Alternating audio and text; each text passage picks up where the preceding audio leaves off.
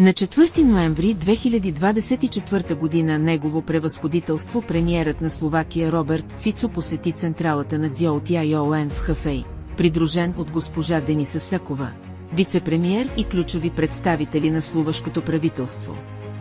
По време на обиколка на изложбената зала, Център за верификация и тестване и завода на ЮСИ, председателят на ДЮОТИОН Лижен подари на премиера Фицо модел на батерийна клетка ЮСИ и интелигентна мобилна система за съхранение и зареждане на енергия.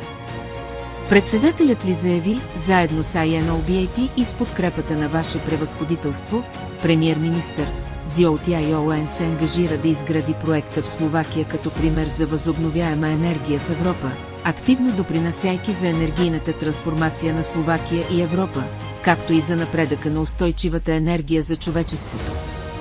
Негово превъзходителство премиерът Фицо изрази, тази визита ни остави дълбоко впечатление, ще положим всички усилия да ускорим проекта. Нека партньорството между Китай и Словакия процъфтява през поколенията. Накрая всички се събраха за снимка пред завода UCLFP, изграден от ДЮОТИОН за Volkswagen, за да отбележат този запомнящ се повод.